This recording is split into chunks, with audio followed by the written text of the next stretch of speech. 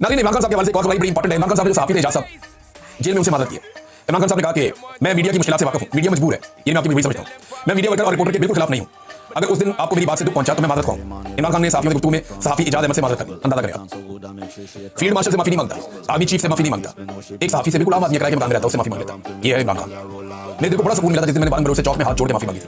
अगर मैं वो माफी ना मांगता तो मुझे एक बेचैनी सी रहती थी। जब मैंने उससे माफी मांगी मेरे दिल को बड़ा सुकून मिला। इसी तरह मुझे बड़ा सुकून मिला जब बहुत सारी जगहों पे बड़े दबाव के बावजूद मैं डट गया। मैंने कहा नहीं, ये नहीं हो सकता, मैं नहीं शर्ता, तो तभी मुझे बड़ा सुकून मिला। लेकिन इतना फर्क है ना एम अली खान और इमरान खान में। एक बादशाह खान की औलाद है और एक को ताने दिए जाते हैं इमरान खान को। बादशाह खान की औलाद माफी मांग लेती है, 24 घंटे नहीं टिक पाती, 1 घंटे के लिए इधर होता है, उसके बाद बयान आता है नहीं मैं मादरत चाहता हूं, मैं माफी मांगता हूं, 7 तारीख निकल देता है। कितना फर्क है। इमरान खान ने एक गरीब सहाफ़ी से माफी मांगी कि अगर तुम्हारा दिल दुखा मैं माफी चाहता हूं। एम अली खान ने पाकिस्तान के फील्ड मार्शल से माफी मांगी कि मैं मादरत खाऊंगा, आपका दिल दुखा, बल्कि मैं आपकी तारीफ नहीं करता हूं।